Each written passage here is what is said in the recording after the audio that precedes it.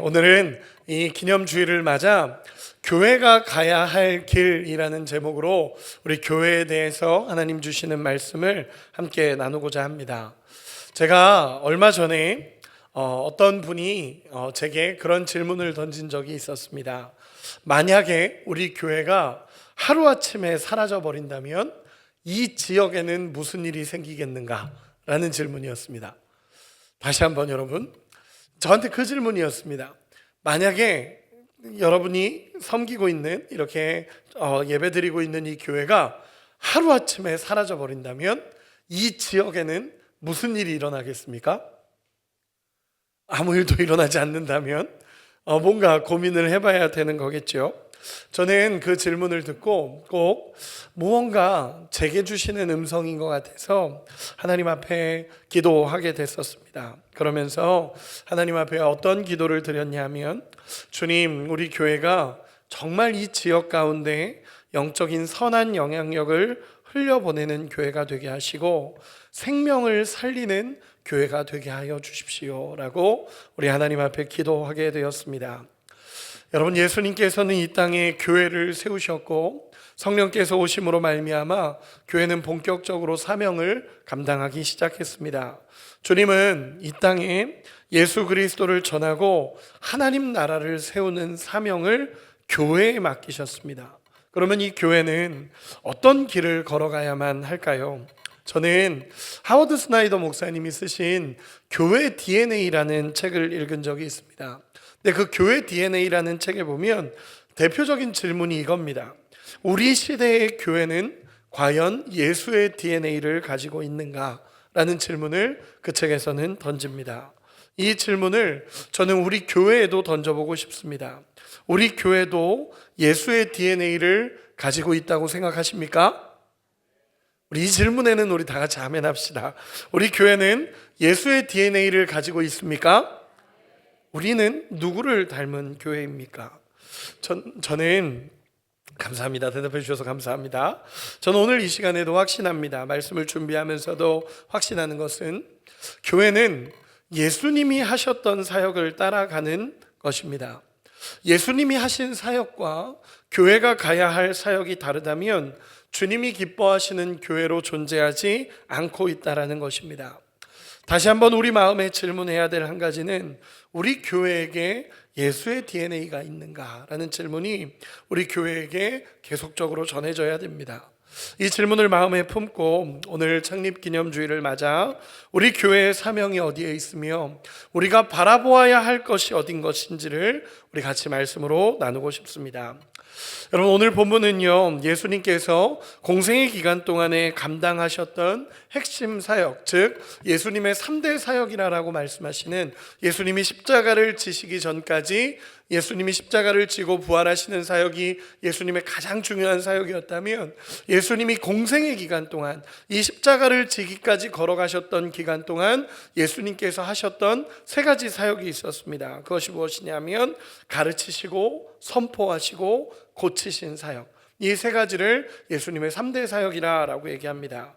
예수님은 공생애를 시작하신 뒤에 세례 요한에게 세례를 받으시고 예수님의 공생애가 시작이 됩니다. 그러면서 예수님은 제자들을 시험을 받으시고 제자들을 부르신 후에 예수님의 공생애를 시작하시면서 이 사역을 감당하시는데 그 사역의 핵심 세 가지가 바로 오늘 본문의 내용입니다. 오늘 본문 23절 우리 같이 한 번만 읽어보도록 하겠습니다. 같이 읽겠습니다. 시작. 예수께서 온 갈릴리에 복음을 전파하시며 백성 중에 모든 병과 모든 약한 것을 고치시니. 아멘. 예수님께서는 오늘 이 본문을 기준으로 세 가지 사역을 감당하셨습니다. 가르치시고 선포하시고 고치신 사역입니다. 이것이 예수님께서 공생의 기간 동안에 행하신 핵심 사역들입니다. 이 사역들에 대해서 먼저 하나하나 알아보고 이 사역을 기준으로 예수를 따라가는 교회가 감당해야 될 사역을 함께 나누도록 하겠습니다. 예수님이 이 땅에서 행하신 첫 번째 사역은 무엇이었냐면 가르치시는 사역을 하셨습니다. 오늘 본문에 보면 예수님께서 회당에서 말씀을 가르쳐 주셨다라고 기록을 하고 있습니다. 이스라엘의 신앙이 이루어지는 그 두 가지 중심은 성전과 회당이었습니다. 성전이라는 곳은 제사를 지내는 곳이었고, 회당이라는 곳은 단순한 종교시설이 아니라 유대인의 삶의 터전들이었습니다. 그러다 보니까 회당에서 기도도 하고 예배도 하고 또 말씀을 가르치기도 하고 배우기도 하고, 그런 공간이 이 회당이라는 공간이었습니다. 그러다 보니까 이스라엘 전역에는 수백 개의 회당들이 있었습니다. 각각 회당들이 있어서 그곳에서 말씀을 배우기도 하고 예배를 드리기도 하고 기도하고 나누기도 하는 여러 가지 공간이 이 회당이라는 공간이었습니다. 그러다 보니까 이 회당이라는 공간은 예배의 처소이기도 했고, 말씀을 배우는 학교이기도 했고, 재판장이었고, 공동체의 중심이 되는 공간이 이 회당이라는 공간이었습니다. 예수님께서는 그 회당에서 수많은 사람들에게 말씀을 가르치신 사역을 감당했다라고 성경은 기록하고 있습니다. 예수님만 말씀을 가르쳤냐? 그건 아니었습니다. 그 당시에 있던 바리새인들, 서기관들도 그 회당에서 계속적으로 말씀을 가르쳤다라고 기록을 합니다. 그런데 놀라운 것은요, 그들의 말씀과 예수님이 가르치시는 말씀은 전혀 달랐다라는 것입니다.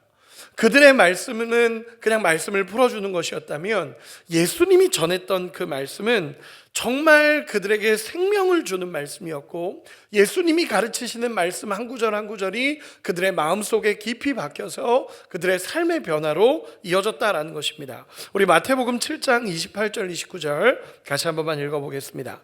같이 읽겠습니다. 시작. 예수께서 이 말씀을 마치심에 무리들이 그의 가르치심에 놀라니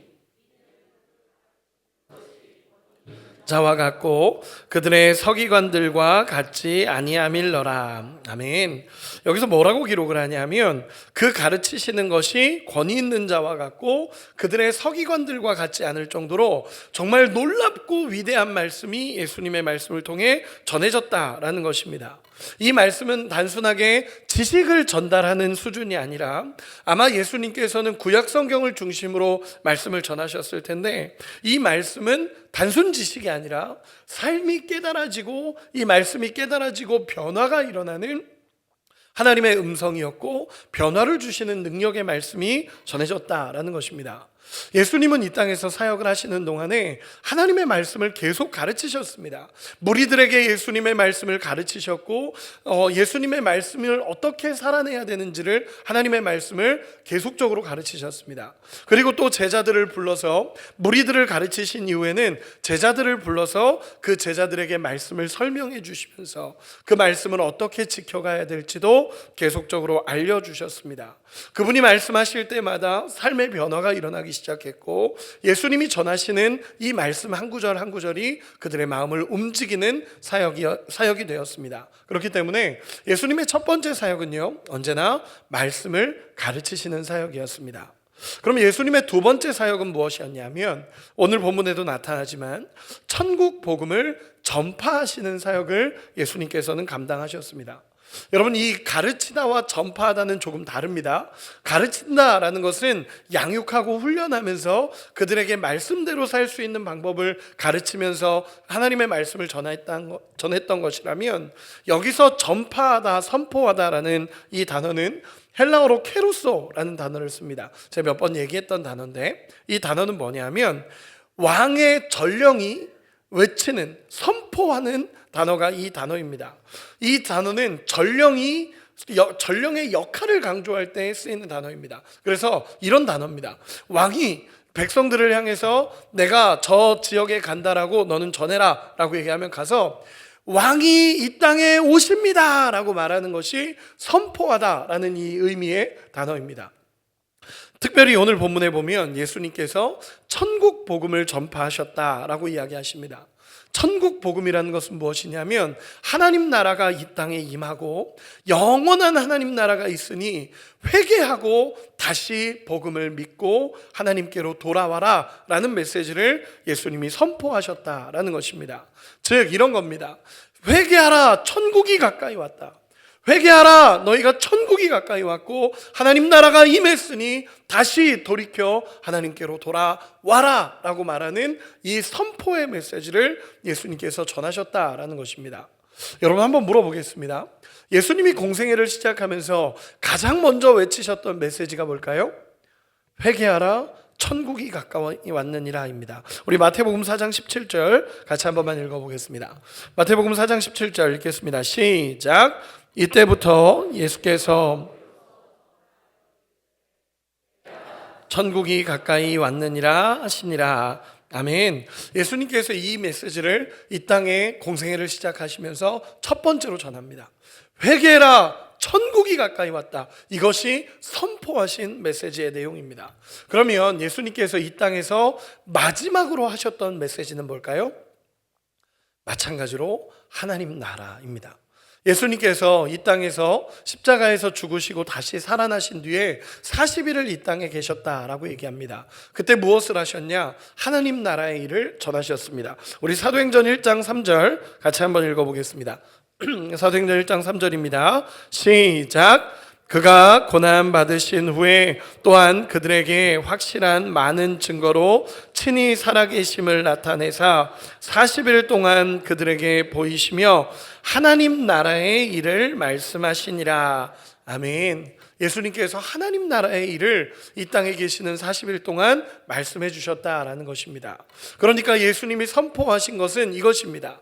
영원한 하나님 나라가 이제 우리 앞에 있으니까 너희가 회개하고 하나님 앞에 돌아와라 라는 메시지를 예수님은 선포하셨고, 또 이 땅에 이제 하나님 나라가 도래했으니 예수님을 믿음으로 말미암아 구원을 받고 생명을 누리라는 예수님의 외침이 전해졌다라는 것입니다. 예수님은 계속적으로 선포하고 다니셨습니다.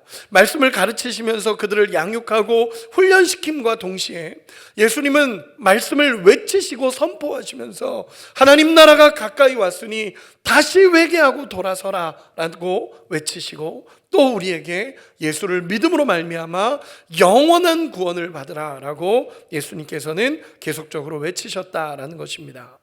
예수를 믿으라 라는 예수님의 선포이며 너희 가운데 하나님 나라가 임했다라고 말씀하시며 계속 선포의 메시지를 전한 것이 예수님의 두 번째 사역의 모습이었습니다. 그럼 예수님의 세 번째 사역의 모습은 무엇이냐면 가르치시고 선포하시고, 그리고 마지막 세 번째는 치유하시는 사역을 감당하셨습니다. 오늘 본문에 보면 모든 병과 모든 약한 것을 고치셨다라고 성경은 기록하고 있습니다. 우리가 복음서를 읽으면서 가장 많이 마주하는 장면입니다. 예수님이 가는 곳마다 수많은 병든 사람들을 만나시고 예수님은 그들을 고치셨습니다. 오늘 본문에서 두 가지가 강조가 되는데, 하나는 고치시니라 라는 것이 강조가 되고, 또 하나는 모든이라는 단어가 강조가 됩니다. 즉 예수님의 사역은요, 모든 병든 것과 모든 약한 것을 고친 사역입니다. 예수님의 치유는요, 일부 어떤 사람들에게만 일어났던 사역이 아니라 모든 연약함을 고쳤던 사건입니다. 우리 24절 한 구절만 다시 읽어보겠습니다. 같이 읽겠습니다. 시작.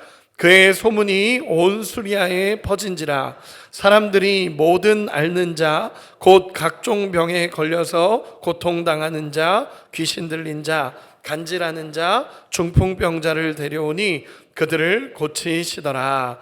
아멘. 예수님의 사역은요, 단순히 육체의 질병을 낫게 하는 데서 멈춘 것이 아니라 모든 병든 자들, 모든 마음이 상한 자들, 모든 관계가 깨진 자들, 죄와 두려움에 눌린 자들, 사회적으로 소외된 모든 이들에게 예수님의 복음을 전하셨고 그들을 치유하시는 역할을 감당하셨습니다. 여러분, 여기서의 치유는 그냥 단순히 병을 고쳐주셨다의 치유가 아닙니다.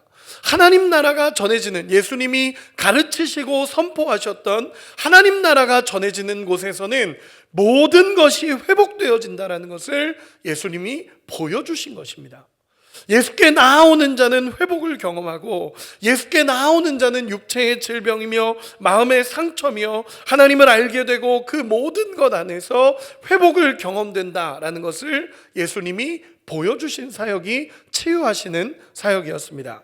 예수님은 귀신 들린 자도 고치셨습니다. 이거는 단순히 기적적인 현상이 아니라 영적인 질병까지도 예수님이 치유하신다라는 것을 보여주신 사건입니다. 즉 예수님 앞으로 나왔을 때 회복되지 못할 영역이 없다라는 것을 예수님은 보여주신 것입니다.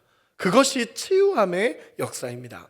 여러분, 눈먼 자가 보게 되고 병든 자가 일어났으며 38년 된 병자가 새 힘을 얻었고 심지어 죽은 자가 살아났고 무너진 자가 회복되어지는 역사가 예수님 앞에서 일어나기 시작했다는 것입니다.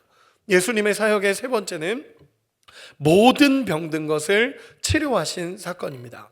여러분, 예수님 안으로 나아가는 자는 모든 회복이 일어난다는 것을 믿으시기를 소망합니다. 예수님은 이 세 가지 사역을 감당하셨습니다.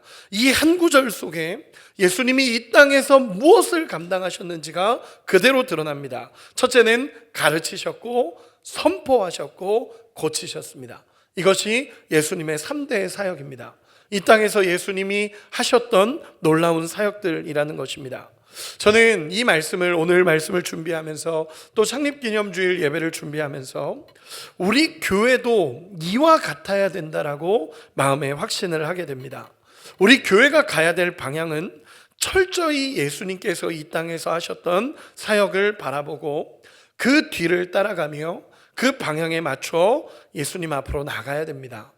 교회가 예수의 DNA를 가졌는가? 교회가 과연 정말 예수님의 DNA를 가지고 예수님과 함께 걸어가고 있는가라는 것을 점검하기 위해서는 우리 교회가 예수님이 하셨던 사역의 뒤를 따라가고 있는지를 점검해 보면 됩니다. 여러분, 우리 교회가 이런 사역을 감당할 수 있는 은혜가 있기를 소망합니다. 그래서 오늘 말씀은 예수님이 하셨던 이 세 가지의 사역을 기준으로 해서 오늘 우리 교회가 가야 될 방향에 대해서 세 가지로 말씀을 나누고 싶습니다. 예수님이 하셨던 예수의 DNA를 가진 교회로서 가야 될 방향, 첫 번째는 무엇이냐면 예수님이 그러셨듯이 교회는 가르치고 훈련하는 사역을 감당해야 합니다. 이것이 교회의 첫 번째 사명입니다. 예수님께서는 회당에서 사람들을 가르치셨습니다. 그리고 이 회당에서 예수님이 사람들을 가르치셨다라는 것은요, 하나님의 말씀을 가르치시고 그들이 살아낼 수 있도록 훈련시키셨고 그들에게 하나님의 말씀을 풀어주신 사역을 하셨다라는 것입니다. 그렇기에 우리가 가야 할 방향도 예수님의 사역 안에서 정확하게 보여지는 것입니다. 여러분, 교회는 예배드리는 곳입니다. 동시에 소망을 품는 곳이고 삶의 현장이며 영이 회복되고 하나님을 찬양하며 감사와 영광을 올려드리는 곳이 교회입니다. 그러면서 동시에 우리 교회가 무엇보다도 가장 중요하게 여겨야 될 한 가지가 있다면 여러분, 하나님의 말씀을 전하고 말씀을 가르치고 그 말씀이 삶으로 이어져가는 사명을 감당해야 합니다. 저는 여기서 우리 교회가 나아가야 될 방향을 보게 됩니다. 교회는 하나님의 말씀이 전해지는 곳이고 하나님의 말씀 안에서 하나님을 경험하며 삶이 변화되어지는 공동체가 교회입니다. 여기서 예수님이 말씀하신 가르치다라는 헬라어 원어를 보면요, 정보 전달의 의미가 아닙니다. 예수님이 가르치셨다라는 디다스콘이라는 이 단어는요, 단순히 정보를 전달하다라는 의미가 아니라 성경의 가르침은 반복되는 가르침이고 그 말씀이 체득되어 열매로 나타날 때까지 책임을 가지고 가르치는 것을 이야기합니다. 여러분, 이것이 무엇이죠? 양육과 훈련입니다. 하나님의 말씀을 가르치면서 하나님의 말씀을 전하고 그 말씀을 살아낼 수 있을 때까지 계속적으로 훈련하고 그들을 양육하고 하나님의 말씀을 전하는 것이 예수님의 가르침의 모습이었습니다. 여러분, 우리도 마찬가지입니다. 하나님의 말씀을 가르치는 교회가 되어야 하며 동시에 하나님의 말씀대로 살아갈 수 있도록 훈련하는 교회와 성도가 되어야 한다라는 것입니다. 여러분, 우리 교회는요, 제자훈련을 통해 성장해 가고 있습니다. 우리는 단순히 그냥 일반적인 성도를 만드는 교회가 아니라 그리스도의 제자를 세워가는 그런 우리 교회가 되기를 소망합니다. 저는 여기에 생명이 있다라고 믿습니다. 저 역시도 이곳에 생명이 있기 때문에 말씀과 훈련의 사역에 더욱 집중하고 있습니다. 우리 교회는 제자 훈련하고 있고 십자가 학교, 하나님 나라 학교 말씀을 가르치면서 그 삶으로 살아내는 훈련을 하는 본질적인 사역을 감당하기 위해 몸부림치고 있습니다. 여러분, 교회가 하나님의 말씀을 가르치고 하나님의 말씀대로 양육하고 그리스도의 제자를 세워가는 것은 교회의 본질적인 사역입니다. 제가 얼마 전에 이제 십자가학교 팀과 그리고 제자훈련 두 팀을 이제 마지막 단계 강의를 시작하게 됐습니다. 그러면서 제자훈련반 여기에 계신 분들은 알겠지만 제가 제자훈련을 시작하면서 제일 먼저 제자훈련반에게 던진 질문이 있었습니다. 그 질문이 뭐냐면 제자훈련의 핵심이 무엇입니까? 라는 질문이었습니다. 몇몇 분들은 아시죠? 제자훈련의 핵심은 무엇입니까? 라고 물었을 때 사람들이 이런저런 이야기를 했습니다. 그때 제가 뭐라고 대답했냐면 제자 훈련을 받는 핵심은 제자가 되는 것입니다 라고 얘기했습니다. 여러분, 이게 뭐냐면 훈련의 과정을 수료하는 게 목적이 아닙니다. 훈련의 과정을 마치는 것이 목적이 아니라 이 훈련을 통해 내가 제자가 되는 것이 훈련의 핵심입니다. 예수 그리스도의 제자가 되어져 가는 것이 훈련의 핵심이라는 것입니다. 그리고 나서 제가 또다시 질문을 했습니다. 어떤 질문을 했냐면 그렇다면 제자가 되어져 간다는 건 무엇을 의미합니까? 라고 물었습니다. 그때 이제 여러 가지 대답들이 나왔습니다. 저는 한마디로 정의했습니다. 그게 뭐냐면 자기 포기가 결국 제자됨의 핵심입니다 라는 이야기를 했습니다. 여러분, 무엇입니까? 내가 주인 되기를 내려놓고 예수님이 내 삶의 주인이 되어져 갈 때 우리는 그리스도의 제자가 되어져 가는 것입니다. 내 삶에서 내가 주인이었던 것이 내려놔지고 예수님이 내 삶의 주인이 되기 시작하고 예수님이 내 삶을 이끌어 가시기 시작할 때 그때야 비로소 내가 예수 그리스도의 제자가 되어져 간다는 것입니다. 완벽한 제자를 말하는 게 아닙니다. 오늘도 예수님이 나의 주인이십니다 라고 고백하며 내 것을 포기하고 예수님을 따라가는 것입니다. 그러면 교회는 무엇을 가르쳐야겠습니까? 저는 교회는 단순히 성경 지식을 넘어서 우리의 주인됨을 내려놓고 예수님이 주인이시라는 것을 가르치고 훈련하는 것이 교회의 사명입니다. 교회는 예수님의 말씀이 머물러야 하고 예수님이 주인 되시도록 성도를 이끌어가며 그 고백 위에 교회가 세워지는 것입니다. 여러분, 교회의 주인이 누구십니까? 예수님이십니다. 교회는 예수님이 주인입니다. 그렇기에 우리가 함께 모여서 그리스도의 몸을 이루고 있는 교회라면, 우리가 예수님을 믿음으로 말미암아 구원을 받아서 정말 예수님을 따르고 사랑하겠다라고 말하는 교회라면 어떤 사람도 교회에서 자기 주권을 내세울 수 없습니다. 세상에 어떤 권력자, 왕이 온다 하더라도 이곳의 주인은 예수 그리스도이십니다. 여러분, 이 고백이 우리 안에 있기를 소망합니다. 교회는 예수님을 주로 고백하는 공동체입니다. 그렇기에 교회는 끊임없이 이것을 훈련하고 가르쳐야 합니다. 나를 내려놓고 예수님이 주인이 되셔서 우리가 정말 예수님을 사랑하는 섬김의 삶을 훈련하고 날마다 예수님의 말씀을 훈련하고 살아내도록 날마다 몸부림치는 곳이 교회여야 합니다. 이것이 우리 교회가 붙잡아야 될 첫 번째 사명입니다. 여러분, 교회의 두 번째 사명은 예수님이 그러셨듯이 두 번째 사명은 교회는 복음을 전파하는 공동체가 되어야 합니다. 여러분, 이것이 사명입니다. 여러분, 믿으십니까? 예수님께서 이 땅에 오신 목적 자체가 복음을 전하기 위해서 이 땅에 오셨습니다. 예수님은 전도하기 위해 이 땅에 오셨고 선교하기 위해 이 땅에 오셨고 예수 그리스도를 이 땅에 전해주시기 위해 예수님께서 오셨습니다. 우리 누가복음 4장 43절에 보면 제가 읽어드리겠습니다. 간단하게만 읽겠습니다. 내가 하나님의 나라의 복음을 전하여야 하리니 나는 이 일을 위하여 보내심을 받았노라. 예수님이 이렇게 말씀하십니다. 나는 이 일을 위하여 보내심을 받았는데 하나님 나라의 복음을 전하기 위해 내가 이 땅에 왔다라고 예수님께서 말씀하시는 것입니다. 여러분, 앞에서 이야기한 것처럼 복음을 전하는 사명과 그리고 선포하는 사명과 가르치는 사명은 조금 다릅니다. 이 우리가 가르친다라는 것의 사명은 우리가 그 삶을 살아낼 수 있도록 훈련한다라는 의미를 갖는다면, 여기서 전파하다라는 것은요, 예수 그리스도를 세상에 전하고 외치고 그 복음이 심길 수 있도록 전하고 외치는 것을 의미합니다. 여러분, 복음을 전하는 것은 명확합니다. 앞에서 이야기한 것처럼 케루소라는 이 단어인데, 왕을 전하는 겁니다. 우리의 왕의 명령을 전하는 것이고 왕의 음성을 대언하는 것입니다. 그렇기 때문에 우리가 전해야 될 것은 예수님이 우리의 구원자이십니다. 예수님이 당신의 삶을 회복시키고 예수님이 모든 생명의 주권자이십니다 라고 외치는 것이 교회가 감당해야 될 두 번째 사명입니다. 오늘날 많은 사람들이 한국교회를 바라보며 말합니다. 부흥의 시대는 이제 끝났다. 2000년대로 넘어오면서 이제 부흥의 시대는 끝났고 점점 교회는 쇠퇴해 갈 거다라고 많이들 진단하고 이야기합니다.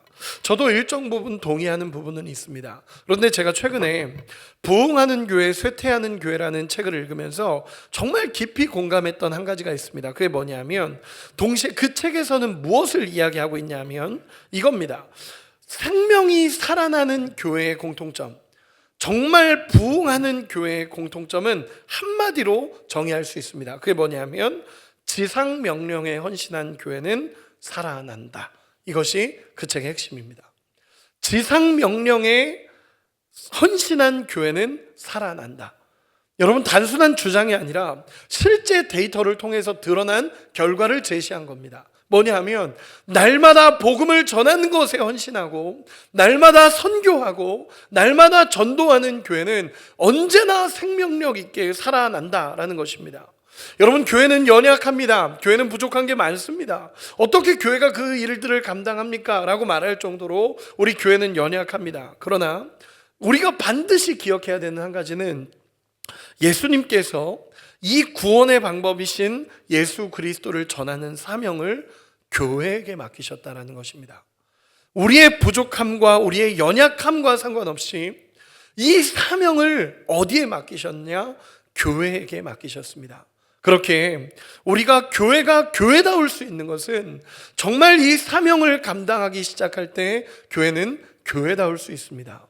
여러분, 우리가 교회로서, 성도로서 날마다 복음을 전할 수 있는 은혜가 우리 가운데 있기를 소망합니다. 그리고 날마다 선교하는 교회, 날마다 전도하는 교회로서의 사명을 우리가 감당해가는 은혜가 있기를 소망합니다. 우리 교회는 34년 동안 선교하는 교회로서 지금까지 달려오고 있습니다. 또 전도하는 교회로서 믿음을 전하고 예수 그리스도를 전하고 있습니다. 여러분, 저는 여전히 이 일에 생명을 거는 교회가 되어야 된다라고 확신합니다. 사랑하는 우리 성도 여러분, 삶의 모든 자리에서 복음을 전하시고 말로만이 아니라 우리의 삶으로 예수 그리스도를 증거하시고 날마다 전도와 선교의 사명에 동참할 수 있는 은혜가 있기를 소망합니다. 이것이 교회의 사명입니다. 그리고 마지막 세 번째로, 교회는 약한 것을 고치는 사역을 감당해야 합니다. 여러분, 예수님은 앞에서 이야기한 것처럼 모든 병과 모든 약한 것을 고치시니라 라고 예수님께서 말씀하십니다. 여러분, 저는 교회는 치유하는 사역을 감당해야 될 줄로 믿습니다. 이 치유함이 단순하게 육적인 질병을 치유하겠다라는 것이 아니라, 단순히 기적적인 것을 바라는 것이 아니라, 우리 교회 안에서 상처 입은 영혼이 위로를 받고 절망 가운데 있던 사람들이 소망을 회복하며 깨어진 관계가 회복되어지고 사랑하는 교회가 되어져 가는 것이 예수님의 치유하심과 은혜가 임하는 교회의 모습이라는 것입니다. 여러분, 오늘날 교회가 감당해야 될 고치는 사역, 치유의 사역은 예전과 다르게 훨씬 더 넓은 의미를 갖습니다. 예수님은 모든 약한 것을 고쳤다라고 말씀하십니다. 개인의 상처와 아픔뿐 아니라 가정의 깨어짐, 공동체의 분열, 왜곡된 문화와 가치관, 모든 것을 이야기하면서 이 교회는 이 모든 것을 고치는 사명을 감당해야 된다라는 것입니다. 여러분, 교회는 세상의 아픔을 외면하는 것이 아니라 세상의 아픔을 품고 예수의 생명을 흘려보내는 통로가 되어야 할 줄로 믿습니다.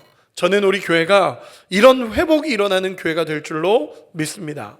저는 우리 교회 부임하고 나서 참 감사한 건 뭐냐면요, 예배를 드리고 또 셀 모임을 하고 하면서 제게 찾아오셔서 요즘에 참 제 영혼이 회복됩니다 라고 말하는 분들이 참 많습니다.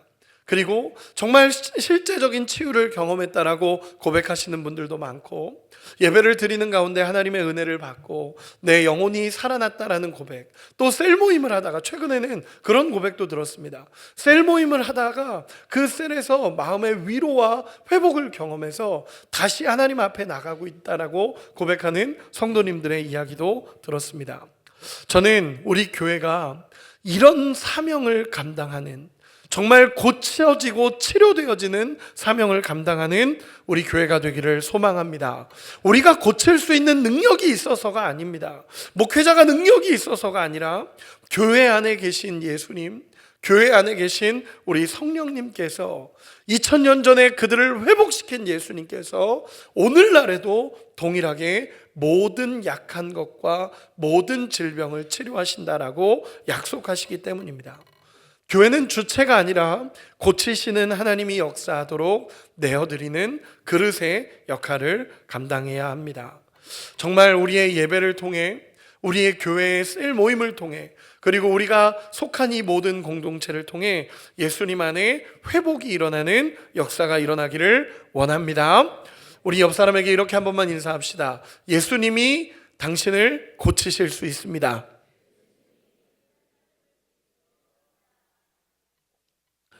확신 있게 얘기합시다. 확신 있게. 조금만 더 확신을 가지시고 다시 한번, 예수님이 당신을 고치십니다. 아멘. 저는 그런 은혜가 우리 교회에 날마다 넘쳐나게 될 줄로 믿습니다. 교회는 약한 자를 밀어내는 곳이 아니라 약한 자가 가장 안전하게 들어올 수 있는 곳이 교회여야 합니다. 연약함이 숨겨지는 공동체가 아니라 오히려 연약함이 드러나고 치유되는 공동체, 그것이 바로 그리스도의 몸된 공동체의 모습입니다. 제가 예전에 사역하던 교회에서 이제 예배를 마치고 예배 때 말씀을 막 전하고 하나님의 은혜를 참 많이 주셨습니다. 말씀을 전하고 나서 이제 새신자 교육이 있어서 다른 건물로 이동을 하고 있는데 어떤 한 청년이 편의점에서 이렇게 나오더라고요. 저만한 덩치의 청년이 이게 편의점에서 나왔습니다. 그러고 제가 이렇게 안녕하세요 그러고 지나가는데 그 청년이 제 팔을 딱 붙잡았습니다. 딱 붙여 목사님 그러더라고요. 그래서 너무 놀라서 무슨 일입니까? 라고 얘기했더니 그 청년이 하는 말이 목사님 저 아세요? 그러더라고요.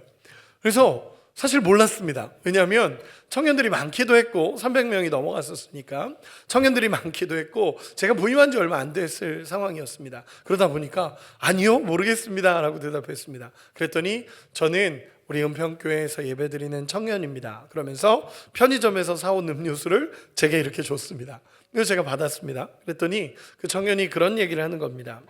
목사님 잠깐만 제가 하나만 이야기 드려도 될까요? 라고 얘기해서 제가 시기를 보면서 새신자 교육이 있어서 빨리 이야기해 주셨으면 좋겠습니다 라고 얘기했더니 그 청년이 그런 얘기를 하는 겁니다. 목사님 저는 요즘에 교회를 오는데 병원에 오는 것 같습니다 라고 얘기를 했습니다. 그래서 제가 놀라서 이건 또 무슨 얘기인가 라는 생각이 들어서 무슨 얘기지? 라고 하고 병원에 온다는 게 무슨 얘기예요? 라고 얘기했더니 그 친구가 갑자기 막 저만한 덩치의 친구가 울면서 저는 세상에서 참 힘들고 어려운데 요즘 교회 와서 예배만 드리면 그렇게 하나님이 마음을 회복시켜 주십니다. 그냥 예배를 드리면 꼭 병원에 오는 것 같습니다. 그리고 치료받고 돌아갑니다 라고 얘기해 주었습니다.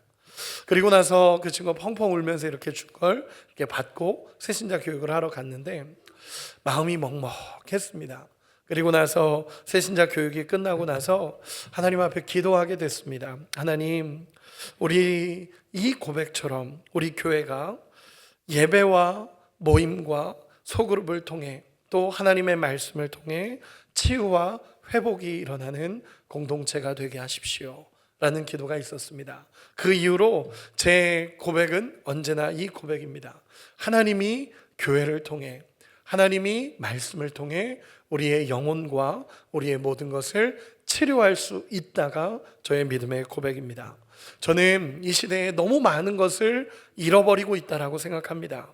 단순히 기적적인 것을 이야기하는 것이 아니라 우리가 사도행전 2장에서 성령이 임하셨고 그때 이후로 사도행전 3장부터 사도행전 마지막 장까지 계속 성경은 외치는 한 가지가 있습니다. 그게 뭐냐면 예수가 전해지는 곳에는 생명이 살아난다입니다.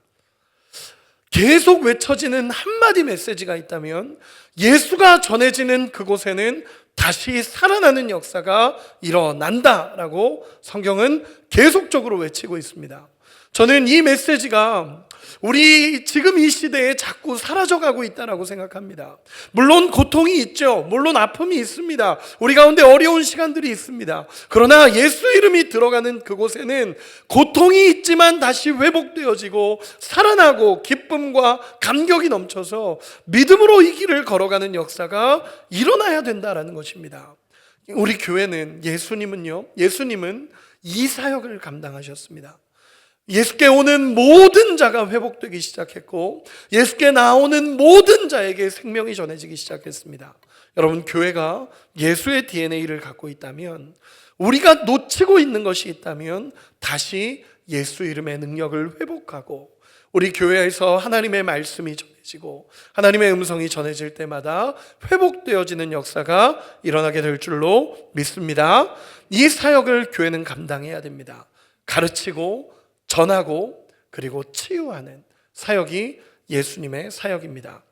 우리 교회는 예수의 DNA를 가지고 있습니까? 저는 가지고 있다라고 확신합니다. 여러분, 우리 교회 안에서 예수님의 회복과 예수님의 사랑과 예수님의 생명이 경험되어지고 그 생명이 온전하게 흘러갈 줄로 믿습니다. 교회가 교회다워지기 위해서는 예수님의 DNA를 가진 교회가 되어야 합니다. 예수님이 이 땅에 오셔서 하셨던 사역을 이어가고 예수님이 오신 이유와 목적을 붙잡으며 예수님의 길을 따라갈 때 교회는 가장 교회다운 모습으로 나아가게 될 줄로 믿습니다. 지금까지 우리 교회는 34년 동안 제자훈련과 선교를 바라보면서 달려왔습니다. 이것은 교회의 본질입니다. 그렇기에 저는 이 가치를 붙잡고, 그리고 또 하나 우리가 함께 가져가야 될 것, 교회는 훈련과 전도와 선교 그리고 회복을 외치는 교회가 되어야 할 줄로 믿습니다. 잃어버렸던 예수 이름의 능력을 다시 붙잡는 교회가 되기를 소망하고, 날마다 예수 이름의 능력 앞에 엎드리며 그 능력이 세상으로 선포되어지는 놀라운 역사가 우리 가운데 일어나기를 소망합니다. 말씀의 결론을 맺겠습니다. 사랑하는 성도님들, 오늘은 우리 교회가 세워진 지 34주년이 되는 기쁜 날입니다. 정말 행복한 날이죠. 34년 전에 우리 교회를 세우시고 하나님이 이곳까지 이끌어 오셨다라는 기쁜 날입니다. 그러나 단순히 잔치하자라고 세워놓은 날은 아닙니다. 교회와 교회를 구성하고 있는 우리 안에 예수의 DNA가 여전히 살아 숨쉬고 있는지 다시 점검하고 돌이키며, 그렇지 않다면 회개하고 엎드리는 날이 이 날이 되어야 합니다. 얼마 전 다른 교회에 이제 말씀을 전하러 간 적이 있었습니다. 청소년 사역이었습니다. 청소년 아이들에게 말씀을 전해달라는 부탁을 받고 이제 복음을 전하러 갔습니다. 근데 보통 청소년들이 가면요, 전 청소년들을 사실은 그렇게 좋아하지 않습니다. 왜냐하면 청소년들 애들은 이쁘지만 말씀 전하러 가면 힘듭니다. 왜냐하면 애들이 기본적으로 이러고 있습니다. 저는 말씀을 전하러 갔는데 애들은 저를 알지도 못하면서 일단 기본적으로 얼굴이 화가 나 있습니다. 그래서 별로 안 좋아합니다. 근데 그 날을 이렇게 복음을 전하러 갔는데 아이들 얼굴이 너무 밝은 겁니다. 그리고 아이들이 눈이 동글동글하고 찬양 너무 열심히 하고 은혜가 있는 겁니다. 그래서 야, 이 아이들 참 하나님의 은혜가 있구나 라고 생각하고 말씀을 전하고 아니나 다를까 하나님의 은혜가 넘쳐 흘렀습니다. 그리고 집회가 끝나고 나서 이제 부장 집사님이 계셔서 부장 집사님하고 이제 집사님이 태워다 주는 길에 제가 물어봤습니다. 집사님, 아이들이 참 은혜가 있네요 라고 얘기했더니 집사님이 이렇게 이야기해 주셨습니다. 어떤 이유를 얘기해 주셨냐면 그 사역을 담당하는 전도사님 이야기를 해주셨습니다. 그게 뭐였냐면 이런 이야기였습니다. 전도사님이 원래는 좋은 대학교에 국문학과를 전공하고 나서 이제 취업을 준비하고 있는 상황이었습니다. 그런데 그러다가 하나님의 부르심이 그 여자 전도사님인데 30대 중반의 여자 전도사님인데 그 전도사님에게 부르심이 임한 겁니다. 그래서 이 전도사님이 다 내려놓고 신학대학원을 가기로 결정을 했습니다. 가족들이 반대했죠. 왜 가냐? 그렇게 좋은 대학 나오고 왜 가냐? 라고 하면서 반대했습니다. 그런데 자기는 부르심이 있다 그러면서 이제 하나님 앞에 부르심에 끌려서 신학대학원에 가게 됐습니다. 그런데 참 안타까운 게 신학대학원 1학년에 들어갔는데 들어가서 1년 정도 지난 어느 날 몸이 아파서 병원에 갔는데 암이 발병을 한 겁니다. 그것도 암이 사기에서 판단이 된 겁니다. 이미 전이가 어느 정도 돼버렸고 그런 상황에서 이 암을 발견하게 된 겁니다. 물론 치료도 하고 하지만 이 전도사님이 낙심이 되고 고민이 됐는데 이제 모교회다 보니까 담임 목사님을 찾아가서 그 전도사님이 그런 얘기를 했다고 합니다. 나를 부르신 분이 하나님이신데 죽는 날까지 목사님 저 사역하고 싶습니다 라고 했다고 합니다. 그래서 목사님이 네가 무슨 사역을 하냐, 지금 몸을 회복시켜도 모자랄 판에 왜 사역을 하냐 그랬더니 끝까지 하나님이 나를 불러주셨기 때문에 저는 사역을 감당하고 싶습니다 라고 해서 당회가 열리고 그 당회에서도 막 이리저리 반대하다가 목사님이 그래도 부르심을 입었다면 사역을 시켜봅시다 라고 해서 그 여자 전도사님이 그 아이들을 섬기는 사역을 시작한 겁니다. 청소년 사역을.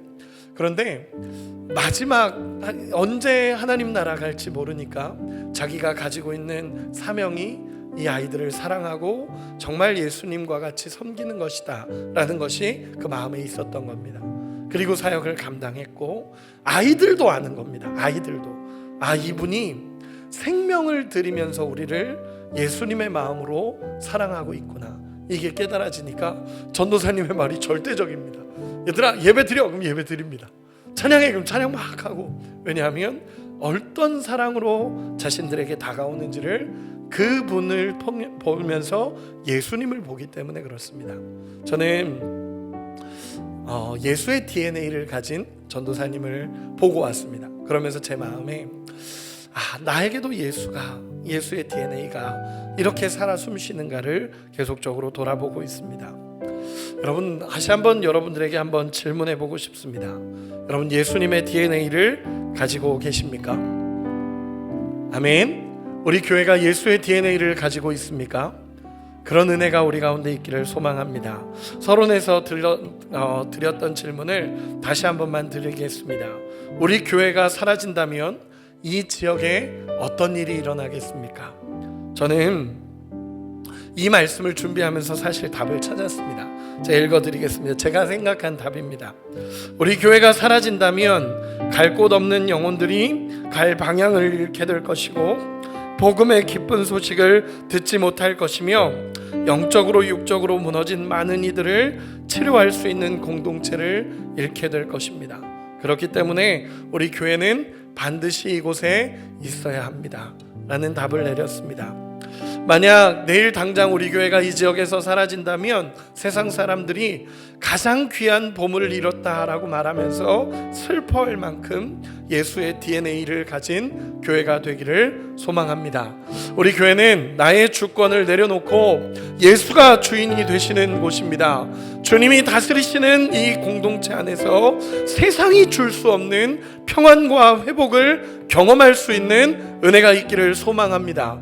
한국교회가 아프다라고 얘기하지만 여전히 교회는 이 땅의 소망이며 복음의 통로이고 생명을 얻고 생명을 흘려보내야 될 사명을 가진 곳이 교회입니다. 우리 교회를 통해 생명이 살아나는 역사가 일어나고 이 지역과 나라와 열방으로 흘러가서 결국 주님이 기뻐하시는 교회의 사명을 감당하는 우리가 되기를 소망합니다. 그것이 우리 평안교회와 우리 교회의 성도님들의 사명입니다.